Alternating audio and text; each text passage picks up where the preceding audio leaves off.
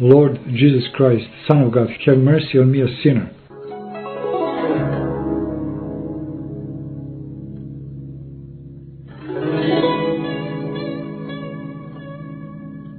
Lord Jesus Christ, Son of God, have mercy on me, a sinner.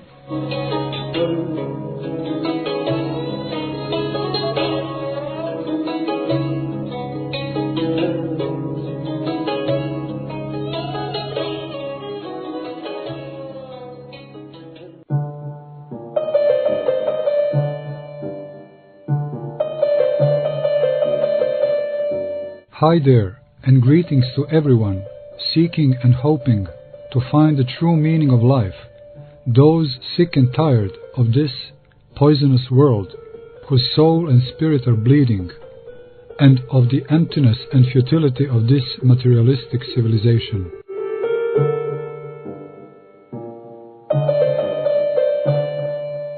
Welcome to our radio show, The Way, the Truth, the Life. Welcome to our world of supreme love and immortality, where all human hopes are fulfilled.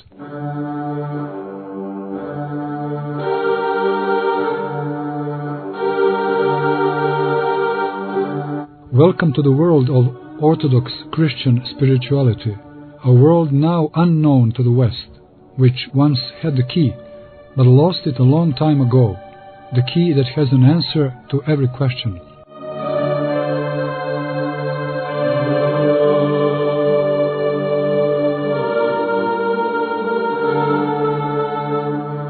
My name is Monk Arsenije Jovanović. I live in the monastery of Ostrog, Montenegro.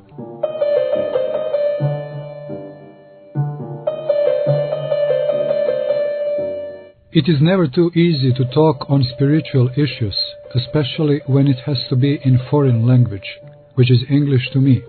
I apologize in advance for possible mistakes. However, I believe God will help me to say the word and you to understand it. So, let us embark on our waves.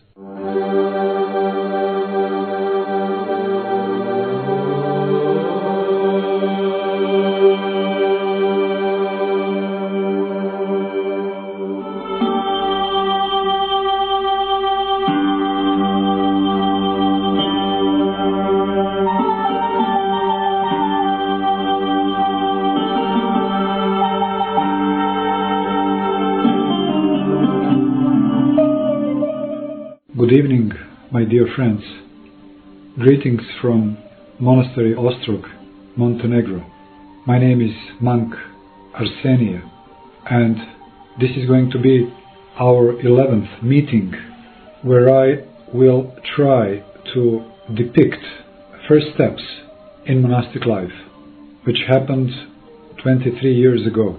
In the meantime, before I left the world to the monastery, I had to fulfill those commandments from Gospel, give everything away to the poor, and come after me, says Son of God. So since I had some belongings in New York, it wasn't very great wealth, but something I had. So my van and my apartment with furniture and everything what was in it, I gave as a gift to young friends of mine, young couple. They were both from Serbia, and they were very nice young people. She was a fashion tailor, and he did something in music production, I think. And they were very decent. I loved them. They were not junkies and freaks in the way that I had friends before.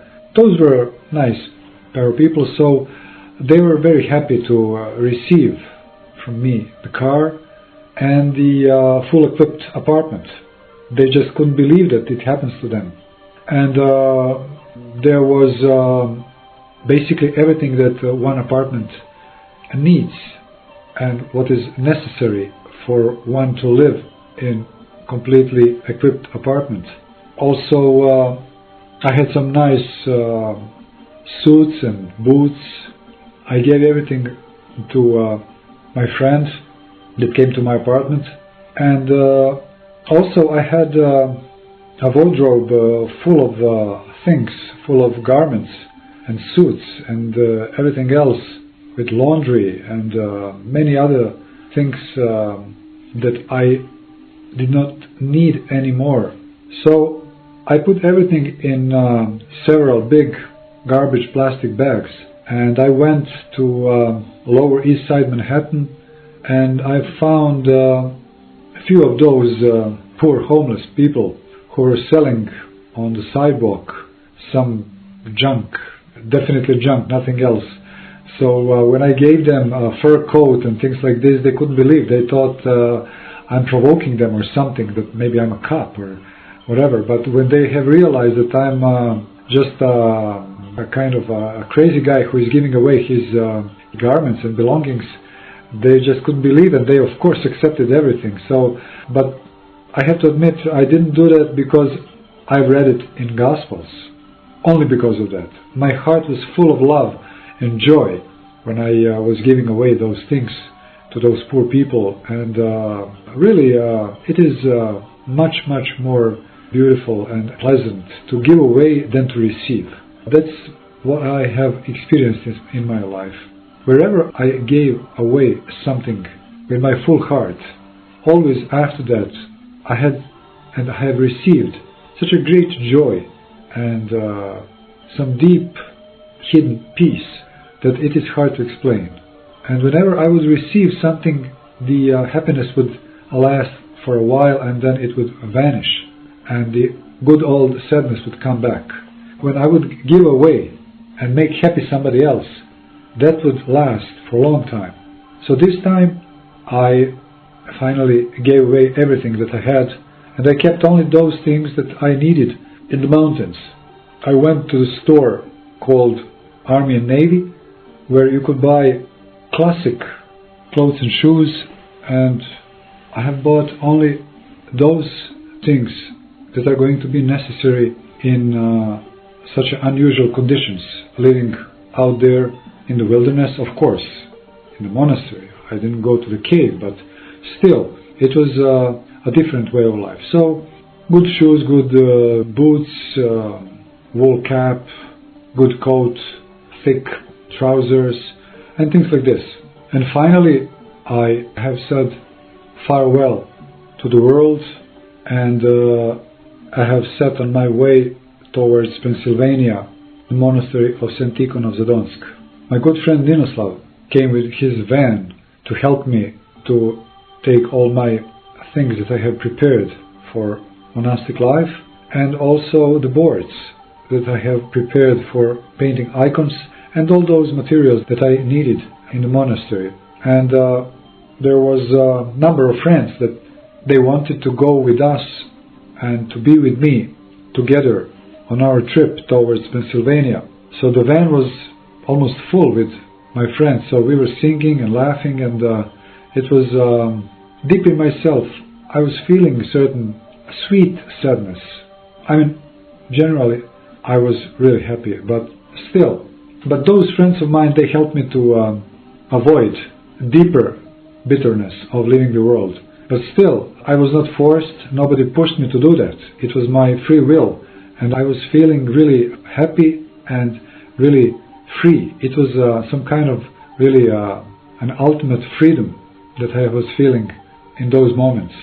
Finally, we have arrived at the monastery, and the bishop, at that time it was Bishop Herman of Pennsylvania and Philadelphia. In the beginning they have given me a room in the dormitory building for the students, seminary students, because the novices didn't go straight away to the monastery dormitory building, because of course they never know, is somebody really going to stay, or it is just a temporarily idea for somebody.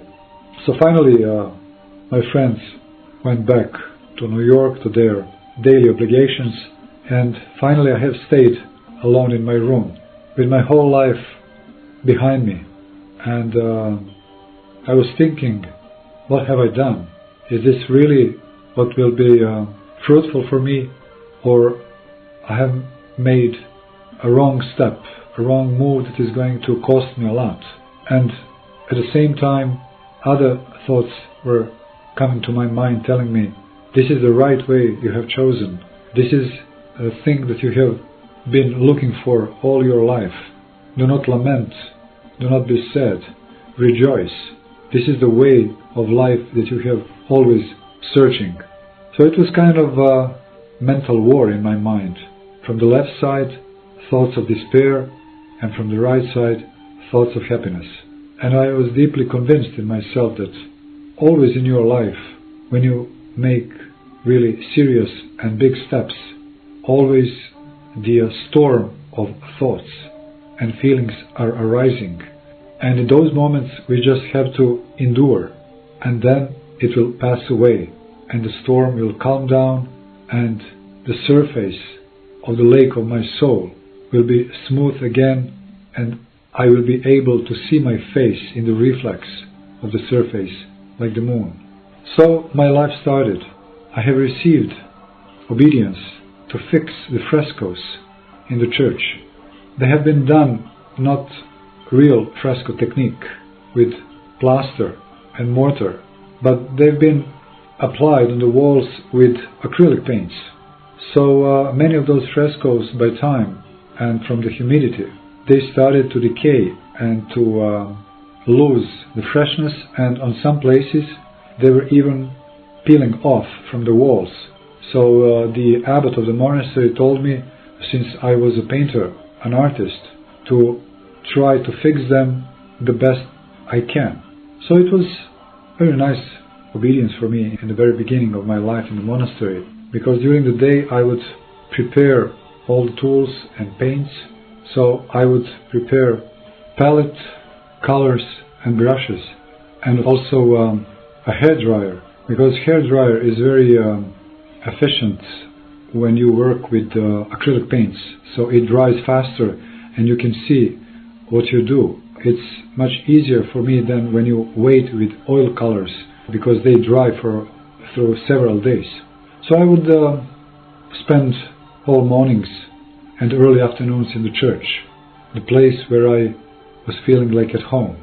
And I was fixing those frescoes on the walls, the murals, and of course I was praying all the time, and I was thinking what is going to be with me and what is really waiting me in the future as a monk.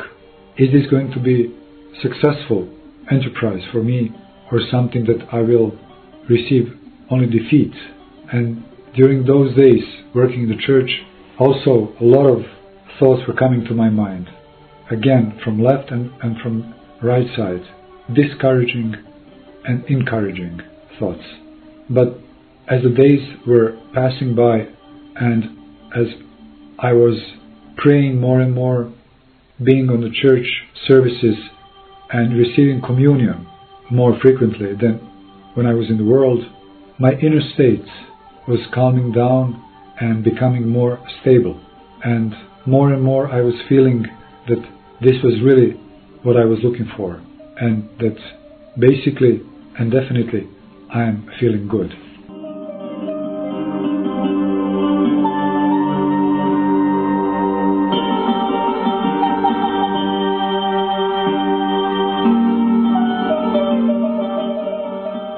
The visitations of God's grace were coming to me very often, and in those moments I would feel like I was in paradise.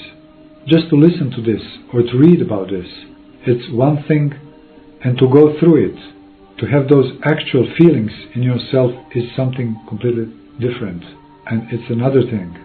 And I'm trying to convey all those mysterious feelings that were coming to me in those first years of my conversion into the faith, into the coming closer to the Lord, Creator of the universe, and how beautiful He is, and how tender He is, and how sweet He is to those who are dedicating themselves, their lives to Him.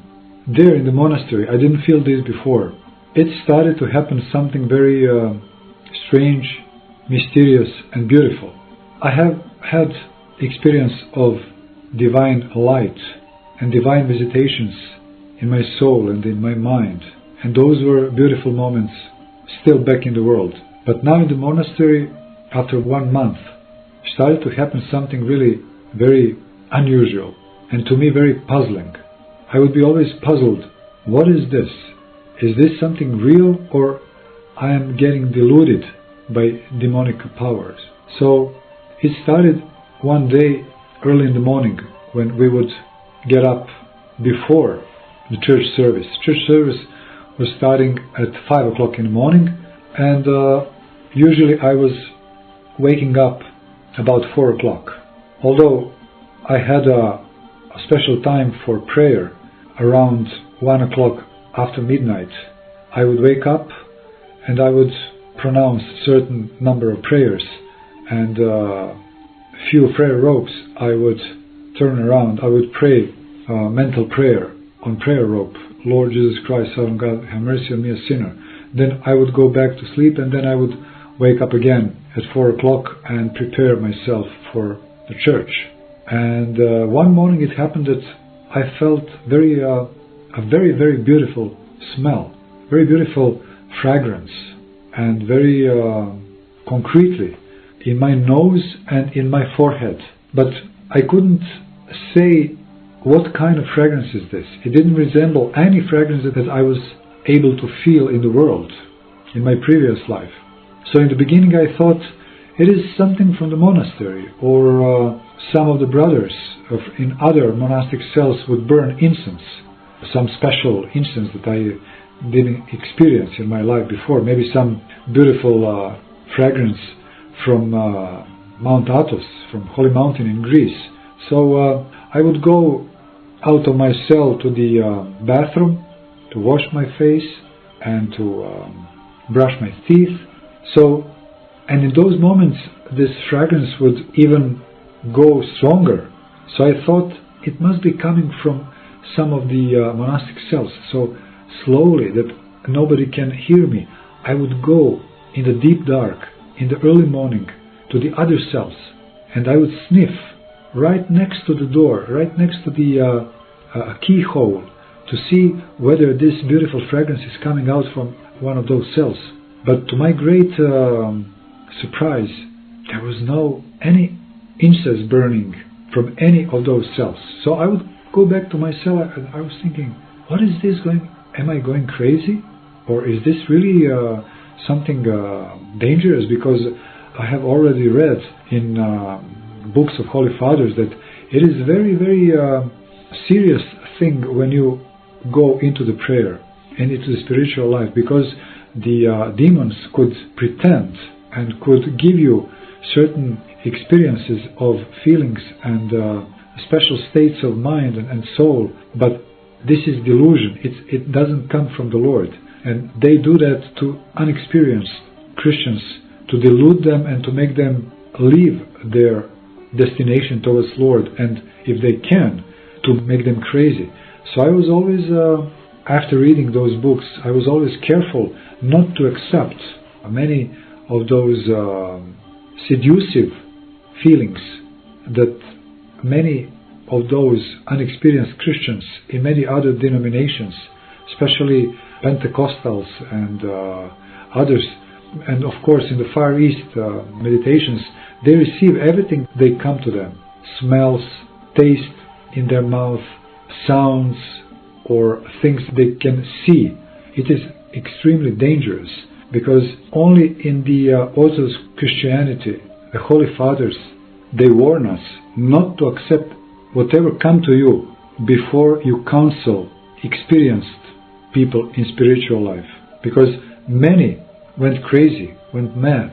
They lost their minds accepting everything that they come to them. And especially today, in these cheap times, spiritually cheap times, called New Age, when young, poor people thirsting for spiritual fulfillment, they're accepting everything that comes to them. And it is extremely dangerous, because a lot of people this way lost their minds. And it is always extremely important to consult Holy Fathers if we have experienced priests or monks around us, or if not, to consult books from the Holy Fathers where they explain in detail whatever all those things and this spiritual combat that takes place when somebody sets on his way towards the Lord. But still, I couldn't find anything that really was showing that this was a delusion. And I was praying a lot, and I was confessing this on confession to the bishop, and he was saying, be careful and use this warning from the Holy Fathers. Holy Fathers say, for those who are unexperienced, they say, do not accept, do not refuse. Stay in the middle and wait. God is not going to get angry on you if you do not accept something that comes from Him. Moreover, He will grant you, because He will see that you are careful, that you are cautious, and that you are not proud, thinking that you are already holy and that you are a saint, and whatever comes to you, that it comes from the Lord. Many things are coming from demons, and they are seducing us in order to make us mad, or even to commit a suicide. And did happen to some who thought that they are already on the height of spiritual ladder, and that they don't need counsel anymore, and that they can accept whatever comes to them because it is from the Lord. But in a couple of weeks I have realized that it comes very often, and it is really a gift from the Lord, because I was really repenting deeply and bitterly, and I was praying a lot. I was very fervent in my church services, in my obediences. I was not only painting in the church, I was cutting grass, I was working in the garden, I was working in the carpentry shop, I was working everything and everywhere, and I didn't hide myself from any obedience. And I was taking communion, and I was always confessing all my thoughts and all those happenings that they were taking place in my life in those first days in the monastery. So I have definitely understood that this fragrance were coming to me from divine heights, and it was a gift for my small sacrifice, because I have left the world. And also, besides the beautiful fragrance, which was really extremely beautiful, and it is really hard to explain the beauty and the depth of this impact whenever this fragrance would come to me. And then, many years later on, I have learned that this fragrance, this divine fragrance that comes from the world from above, is something real, is something that really exists. And very often it comes from the holy relics of from the saints. Sometimes those holy relics are just bones, but sometimes the whole tissue is there.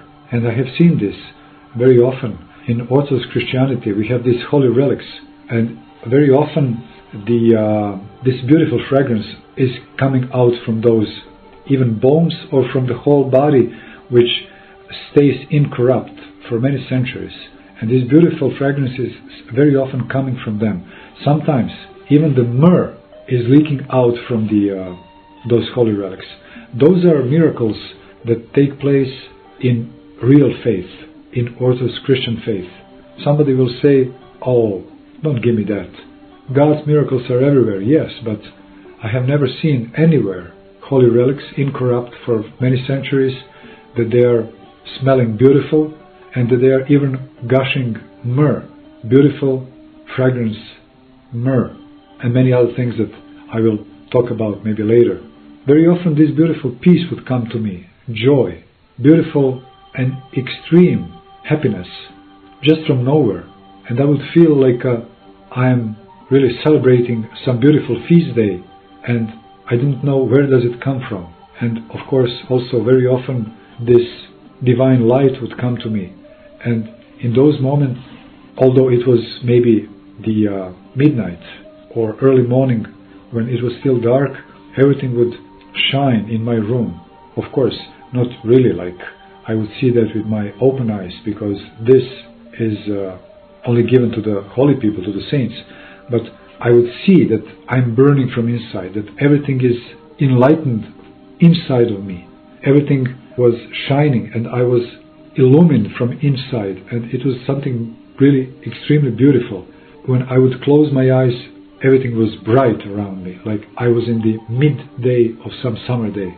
So the days were passing by, and I was really faced with a small temporal holiness. So after about 1 month, I have received the blessing that I can move into the monastery building. I was really happy, because now I have received also a blessing to dress in the black monastic robe, the same like Orthodox priests are wearing. It is basically the same garment. So now I was practically already a monk. Although I didn't give vows, I was still a novice, but I was dressed as a monk in a long dress-like called cassock. I have received a belt and the monastic cap with cross on my forehead. My beard was already pretty long, so it was great joy for me. I have received a small cell, didn't have any special comfort. Wall closet, table, chair, bed, and a bookshelf. But it was like a king's palace to me.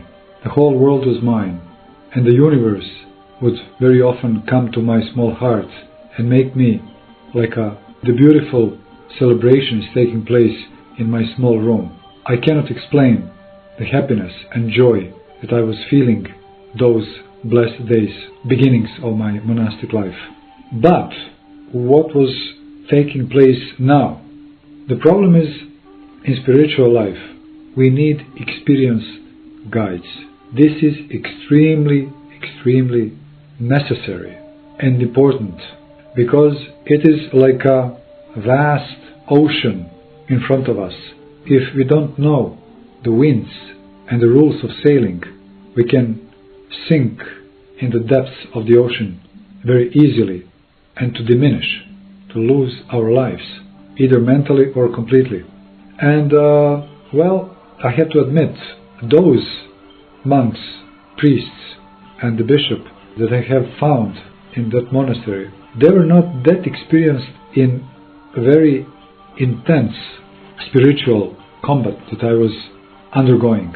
I was always in my life I was always going into the extremes in my life.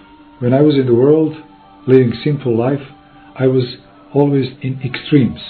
So now, when I have discovered this way of light, this way of life, I plunged myself in it also to the extreme. And I was praying a lot. I was doing a lot of prostrations. I was keeping vigils. I was fasting a lot. And I was doing everything as a mean to clean myself as fast as possible. But of course, in spiritual life, nothing can be accomplished fast without gradual improvement and gradual walking towards purity. So everything which is fast and unexperienced is very dangerous. So what actually happened to me? Something very common. So it is like always like this in the spiritual life. In the beginning, when the grace is there, we are covered and protected from the demonical influences. But they are there. They are waiting for us. They are waiting for us to be more relaxed and not to take care anymore about being cautious in all those things that they are very important. And this is called humility. Humility in terms of to be opposite of pride. Because arrogant man who is full of conceit, thinks that he knows everything the best and that nothing wrong and bad can happen to him. And moreover, he thinks that he is better than others. So when somebody thinks that he is better than others, there is no more love in there. And slowly it sneaks in hatred. First, we despise others. And to despise is not far away from to hate. And during the course of time, living in a monastery, out of all those extremely non-usual feelings that I was aware of, slowly I started to think that I'm different than other monks in the monastery. It was not a big monastery, it was something like 10 of us. And I was looking at others and thinking Well, they're not praying that much as I do. They do not fast as I fast. They sleep a lot. They eat a lot. Sometimes they do not come in the church. And I started to think that I'm somehow above them, that I'm more holy than them. This thought came to me that God loves me more than them, because He gives me all these mysterious insights. And they, look at them, they're so simple. They live so simple life. Of course, it was influence from the very hell. And actually, it's nothing new and nothing strange in this world. We are all always thinking that we are better than others, and we deserve more than others. And in the base of everything lays that we do not love our fellow men. We do not love others. We love ourselves and maybe those close to us. But even that love is very problematic.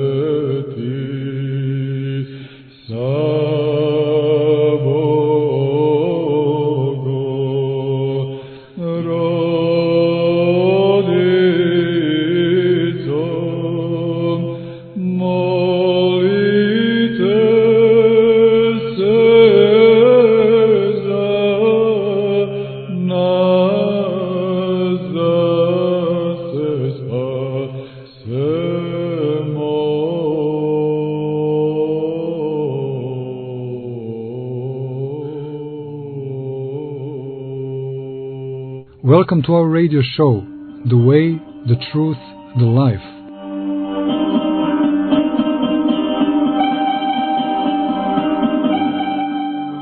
So slowly, this opinion of being better than others, more holy than others, started to fill my heart more and more. And I was getting more and more proud. And slowly, because of this opinion, the grace slowly, without noticing, very slightly, was withdrawing from me. And instead of grace, there came demonical influence. And during the mental Jesus prayer, I have found in the books that there is certain breathing technique that you pray with. When you inhale and exhale, you divide your prayer on two parts. But it also said that it's not easy and it's very dangerous to use this technique if you do not have experienced guide. And unfortunately, I didn't have one, because those people in the monastery were good people, good Christians, but they didn't have experience in those things. And as a matter of fact, not many people in this world have experience in these matters. So I said to myself, well, I don't need experienced guide. God loves me a lot and I will do it myself. So I started to pray this way, but in a wrong manner. And I was forcing myself with exhaling, and especially here in the throat, where the vocal cords are. I was forcing my vocal cords to suppress the breath. So I was breathing out with a certain effort, and this effort was making me exhaling with forcing myself, especially the vocal cords. And during the course of time, it happened that I somehow damaged my throat. And once when I was praying, and of course, and also I asked for blessing not to go to the compline. Compline is a small service after the dinner. There is a Vespers, then dinner, and after the dinner there is a compline, which is the final day church service, and then after that we go to bed. So I asked the bishop not to go to complain and stayed in my cell and to spend that time in a mental prayer. And that was a mistake from him also, because he was believing that I'm serious, but you never, a novice, a beginner in monastic and spiritual life, can never do something like this in very beginning. He has to be together with others in the church, in refectory, on obediences, never to withdraw, to separate himself from the brotherhood. This is one of the most important laws in the monastic life, in the spiritual life. Do not separate yourself from others if you didn't grow in spiritual life, if you do not have at least 20 years of spiritual combat experience. So it happened one evening when I was praying that I felt strong, sharp pain in my throat. And it was so sharp that I had to stop praying, that I had to stop pronouncing prayer mentally. And I was afraid a little bit, but I thought it's something that it will pass away fast. But to my disappointment, I have realized it doesn't leave me. And this sharp pain is not leaving, and more than that, it was increasing as I was trying to pray. So it made me really afraid in a moment, and I said, what is this? And I have realized that something wrong happened, but I thought, okay, tomorrow it will be better. So I stopped and I went in bed, but when I woke up during the night and when I tried to continue with prayer, this pain was there. And tomorrow also, and the day after tomorrow also, and then after 3 days with extreme fear and disappointment, I have realized that something really bad happened to me, and that some strange power entered me and it doesn't allow me to pray anymore. So it was very terrible acknowledgement, and I didn't know what to do, because all those demons that were together with me and in me during my life in the world, they just left me a little bit, and they were around me, and they were waiting for a critical moment to come back and to tear me apart. Because whenever somebody tries to cut himself off the old way of life, try to go to new life, to clean himself, to purify himself, demons are there, but they cannot approach because of the grace. But they are waiting patiently, like hungry dogs, to attack again as soon as grace withdraws from certain reason. And the grace withdrew this time because I started to elevate myself above others. I started to think that I'm better than others. And immediately the grace leaves those who think that they are better, that they are proud, that they do not love, and they do not ask for advance, that they think that they are the most clever in the world. And now my ordeal started. So the demons came back with full force, and it manifested itself as a fear, as terrible fear, which entered me. And it was connected with this problem with breathing. My throat was stuck all the time. I couldn't breathe. There was this pain, and the worst of all was that I couldn't pray anymore. Not even mentally, but when I started to read prayers also, during reading, this sharp pain was increasing and making me really, giving me really bad time. And because of everything, this fear and anxiety was growing more and more, and it came to the point that I didn't know what is happening with me, and I thought that something really terrible happened with my lungs. So I asked for blessing, and I went to see the doctor. So I went on X-rays, and on X-ray they saw that everything is perfectly all right with my lungs and with my throat. And the doctor, he realized that something on the psychical level is not completely okay with me. So he told me, well, you know, Mr. Alexander, I think that maybe it would be good for you if you take some tranquilizers, you know, some medicines to calm you down. I said, what do you mean? You mean drugs? You mean sedatives? He said, well, yes, I think it will help. And I said, never. I'm not going to take this. I will not take drugs anymore. I will not be a drug addict anymore in my life. So I said no, and I came back to the monastery, to my cell, but I definitely understood that something really bad happened to me. I'm not going to get rid of it that easily. And then it was like, I think, about 6 months after I entered the monastery. Then maybe one of the worst periods in my life started.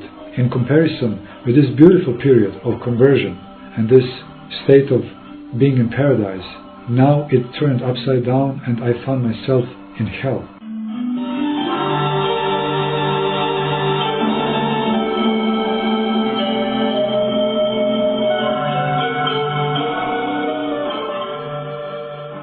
It was hard to explain how beautiful this was that state in paradise, but in the same manner it is really very hard to explain how terrible it was in this hell state of my mind, where I found myself not being able to pray anymore, and this fear was increasing more and more. So I couldn't find rest anywhere anymore, not in my cell, not in the church, not even down there by the lake where I used to go, where it was so beautiful, and when there was that certain spot where God's grace used to come to me, and I thought whenever I come there I will grasp the love of God. Even there, when I would come and sit on my little bench that I made next to the great, very, very big pine tree, I was feeling like everything is destroying in my life, and this fear was so strong, especially during the night. I thought that I'm going to get schizophrenia or something, but somewhere much, much more deeper in myself, I believed that God is looking at me and He knows what is happening to me. And I said to myself, God help me to get rid of drugs, alcohol, tobacco smoking, this empty sex with girls. He helped me a lot. I feel that His power is immense and that He can help me. And this, what happened to me, has certain meaning. I have to endure this. I have to go through this. God help me. And I prayed the way I knew, but it was not the way I had to do, and to protect myself from demonical powers. So they were there and they were torturing me in a very, very terrible manner. So, of course, brothers from the monastery, they have noticed that something is really very strange is happening to Brother Alexander, and they didn't know how to help me. As a matter of fact, they all stepped behind somehow, and then I realized that even those people in the monastery, they didn't know what to do, and they withdrew from me. They didn't have enough spiritual experience, they didn't have enough, well, I have to admit, love to help me, to be with me. They all vanished, and I felt so alone, and I said, oh my God, is it possible to be alone in the monastery? But I couldn't blame them. They were all young and they didn't know, it is so hard. It's not easy to go through monastic life, especially in the monasteries where you do not have experienced elders, especially on Mount Athos and in Russia, in Serbia, in Romania, Bulgaria, those old traditional Orthodox countries. Spiritual experienced elders are something most precious in spiritual life. Unfortunately, during those years in the United States, I couldn't find experienced elder that could help me. But deep in myself, I knew God will help me. I must not take tranquilizers and all those sedative, those kind of psychiatric drugs that mad people are taking, or mentally disturbed, or people who are in anxiety. The chemistry is not able to help me. There is a living God. He will help me, and I will endure this. I will go through this. And it was very hard. And especially during the nights, I had such a terrible dreams. I thought I'm losing my mind, and I'm sinking deep into schizophrenia. It was so hard. But this hope that God is looking at everything, that God knows what happens to me, this thought, this hope helped me to go through it. And these episodes with fights, with demons and with fear, those episodes, I will talk about them later on. They happened to me a few times more, but through them I have realized that man can overcome, can conquer all those terrible moments in human life called anxiety and panical syndrome called in psychiatry, where when you go to psychiatrist you receive full hand of pills and drugs, and you never get rid of them. You get seduced on them, you get hooked on them, and that's the most terrible thing. Today, such a great number of people are on drugs or on pills. It's a legal drug taking. So we just have to be brave.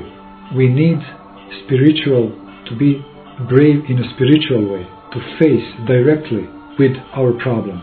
And with God's help, with prayer, with church services, fasting, prayer, communion, we can overcome, we can conquer. The exit is not in psychiatric clinics, in psychotherapy, in pills and drugs. The exit is not there. Exit is in living God who can help us. And we have to go through these critical moments in our lives. And this way we mature as mature humans. If we do not go this way, we will always stay in some kind of infantile state of mind, never completely grown up, and we will always be unhappy and some kind of unrealized personality. Those critical moments in our lives are extremely important for us.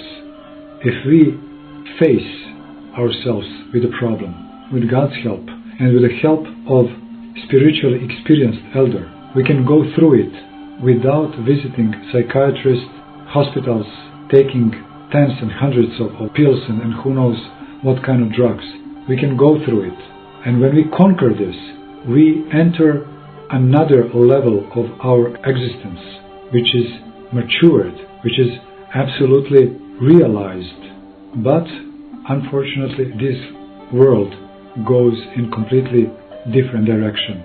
We left Bible, we completely departed from anything which is really spiritual. Today everybody says, oh, I'm spiritual, but they do not know what kind of spirit do they follow.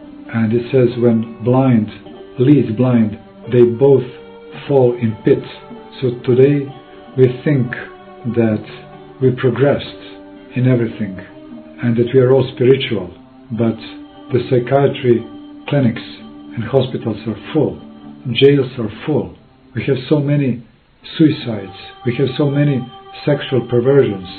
Of course today to be gay or lesbian, that's something normal, but we all know it's not normal. They are poor people. They are not somebody who has to be beaten or hated. They need help. But unfortunately we left church, we left God, we left God's law. We do not believe in Holy Fathers anymore, and we go straight to disaster. Just take a look what is going on around us. So many new synthetical drugs, so many drug dealers, so many hooked people on who knows what, and there is an exit, and I have found this exit, and I'm so grateful to the Lord that it happened, that He allowed that this happened to me, this terrible moment of my life. And I was 31 at that time. So I was like a really madman in my cell for the next 6 months. It was terrible ordeal, terrible temptation. It was like a hell. I thought, I don't know when and if ever I'm going to save myself and pull out myself from this terrible, dark, stinking pit where I found myself.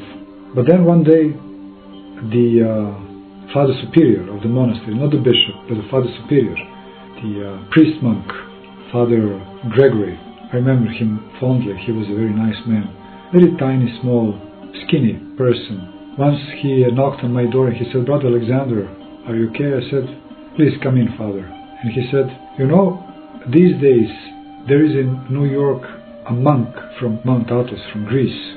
And of course I knew, for Mount Athos I know that I was informed that Mount Athos was a monastic republic in Greece. It was a peninsula where there were only monasteries, not civilian habitations, and that there is more than, I think, 2,000 monks. And he said there is an elder from Mount Athos, very experienced one, a holy man. He is in New York right now, and he is confessing Greek clergy and Greek lay people from New York. I know him, I met him once on Mount Athos, and I would like to go this time to visit him again. So would you like to come with me and to drive?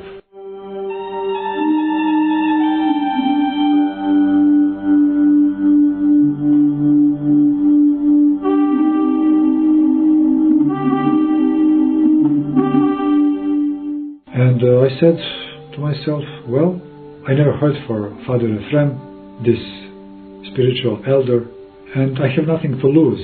Maybe this will help me just to see the world a little bit, to go to New York, maybe to visit a few of my friends, and maybe to fresh air my mind. So I said, okay, Father Gregory, I will drive you there. I will go with you. When? He said, well, in a couple of days. You have your driving license? I said, yes, my driving license is there. And it didn't expire. So we have rented a car in town of Scranton, not far away from the monastery. So we set on our way 5 days after our agreement on this issue. And so while I was driving towards New York City, Father Gregory was making prayer ropes. He was always doing these prayer ropes. It was kind of his obedience, and it was a simple work, but you can pray during that. And of course you can sell these prayer ropes to the faithful people to come to the monastery. So it's nice. Also, he was an icon painter as well. So sometimes we were painting together. And so while we were driving towards Manhattan, I was deep in my problem, feeling this fear and unrest, terrible unrest and terrible fear all the time. It is hard to explain. It was so hard to live. It was like a torture. It was terrible torture. It was, the doctors called this anxiety, but this anxiety was so strong and so escalated in my case that it was not life. It was, I was praying to the Lord. I said, Lord, I cannot stand this anymore. Whether take my life, let me die, or change this. I cannot stand this too long anymore. So finally we have arrived in New York City, so we went to Queens, at the house where friends of Father Gregory lived. They were Greeks, but living in New York for a long time, and they were very wealthy people. They had several restaurants on Madison Avenue in Manhattan, so they were very rich, but very nice, very pious, very modest people, living in a modest house with 3 and very decent children, 2 girls and 1 boy. A lot of icons all over the house, and man and wife, they were very, very nice to us. And I have realized that it's not impossible to be rich and to be successful, but to be very spiritual at the same time. This Greek couple showed me that it is very, very possible. So we had a dinner, so we went pretty early in bed. It was maybe something around 9 o'clock in the evening, because we had to wake up very early, about 2 o'clock in the morning, and to go to the church, because Father Ephraim, the elder, was receiving from 3 o'clock in the morning, because there was a great number of people who wanted to see Father Ephraim and to talk to him. So he started to receive at 3 o'clock in the morning, and he would continue like this until 10 or 9 or 10 in the morning for more than 5 days. So we came a second day since he started to receive. So I went in bed and I prayed, Lord, help me. Maybe this man can help me, but I just didn't know what to expect. I never met an elder, a really experienced monk. And even more than that, Father Gregory told me this is a holy man. And I didn't know really what to expect a holy man looks like. And what will happen? Is he going to do something to me, or to pray, or to touch me? Or I was so stupid at that time. I just didn't know what to expect. And of course, I was feeling very, very bad. And I didn't know who can help me this way, because in myself it was only hell, nothing else. So with those thoughts in my mind, I fell asleep. But I couldn't sleep. I mean, all those months that I was under the influence of this terrible fear and this mental disturbance, I couldn't sleep very well. So I would wake up every hour during the night and having terrible dreams of like I'm losing my mind, and those, especially the fear, was terrible during the night. So I was already awake when Father Gregory knocked on my door, and he said, Brother Alexander, are you ready? I said, yes, I'm ready, Father. Let's go. So finally we were on our way towards Greek Orthodox Church in Queens. It was a Greek cathedral for Queens, for Greek Orthodox Church. And as we were driving through the streets of Queens, they were empty, everybody was sleeping, and I said to myself, where I am going? It's 2:30 in the morning to see some old man. We are all crazy. Nothing will happen from this. This is all a great mistake. Everything is mistake. Maybe I never had to convert to the faith and to pray. And you see what happened to me. All those terrible thoughts were coming through my mind during our drive towards Greek church. And then finally we have arrived. And since we were monks, Father Gregory and myself, they let us go in front of the line before others. And when we entered the church, there was already around 50 people sitting around in the hallway waiting. It was looking like a waiting hall in some hospital, but it was not a hospital, it was a church. But everybody was silent and nobody was in despair like it is usually in the hospitals. They were all quiet and calm, waiting for their turn. So Father Gregory first entered. He stayed there for about, I think, maybe 10 minutes. Then I entered. It was a not very big room, and it was a very low sofa. And on sofa there was an old man, very skinny one, and very short one. I think maybe he didn't have more than 50 kilos, I think it looked like. But with a very pleasant face.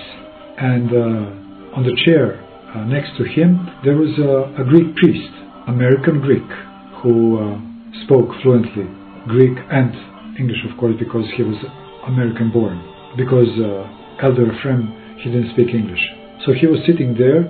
It was the light was dimmed in the room, and he said, "Please come." And the priest was translating.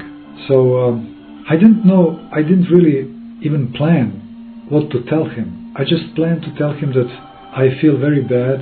I cannot pray anymore, and I have great desire to go to Mount Athos, but I couldn't do that because my passport expired, and now I don't know what to do with my passport, and the whole thing is in my whole life is in mess. I just didn't know how to pronounce and how to construct a sentence, what to tell him. So he said, okay, my child, okay, just kneel down. And I knelt next to Elder Ephraim, and he took my head gently with his hand, and he bowed my head down to his knee. So I rest my forehead on his knee, and in this moment he started to pray something. He was pronouncing certain prayers, but whispering. It was not long, maybe a couple of minutes. Then he made a sign of cross on my head. Then he gave me a few pieces of incense, a little plastic icon. He put this in my hand, and to my great surprise, he kissed my hand, like when you kiss priest's hand. And I was not even a monk or a priest, but he kissed my hand. Great elder kissed my hand. At that moment, I didn't know what does it really mean. Then he said, okay, you go now. So I said, thank you. I didn't know what to think. It was nothing. I didn't know what to expect, but I thought at least something spectacular will happen. But nothing spectacular happened. Only an old man prayed above my head, and that was it. So I left, and then we went back. It was like, I think, close to 4 o'clock in the morning when we came back home, and we went straight back to the beds again, because it was early in the morning. We didn't want to start our trip towards Pennsylvania yet. So we went to the bed to have more rest, and then in the morning about 8 o'clock we woke up. We had a breakfast with our Greek friends. They wished good luck to us, and we set on our way towards Pennsylvania. Then we drove from Queens to Manhattan. Then we went uptown. We took that big bridge over Hudson River towards New Jersey state, and when we entered New Jersey, it was now several hours trip in front of us. And then I immersed myself in my common thoughts about my fear and the torture that I was going through. Father Gregory was making prayer rope sitting beside me, and that's how we were traveling in silence. And I have to admit, I was disappointed. Nothing happened. I'm feeling bad. This terrible fear is there in my heart and in my mind, and I just know if I'm ever going to be healthy and good anymore in my life. And that's how we were traveling for next half an hour. And then, after about half an hour driving, already from Manhattan, something really strange happened with myself. All of a sudden, while I was driving, without noticing at the first moment, but then I noticed, I felt that this fear in my chest that was torturing me for more than 6 months now, all of a sudden became less. It subsided, and in about 15 minutes more, fear was not there. After 6 months of constant horror, the fear diminished, and I couldn't believe. But now, what happened after this, there is no time for this meeting to continue, and with God's help, I will tell you what happened in our next meeting. Goodbye.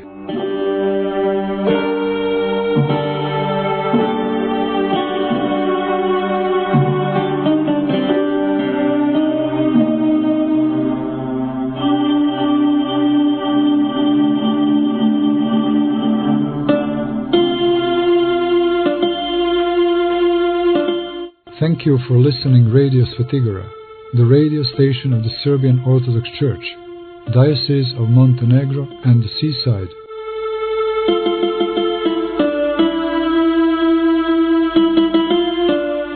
Blessed by His High Eminence, Metropolitan Amphilohie.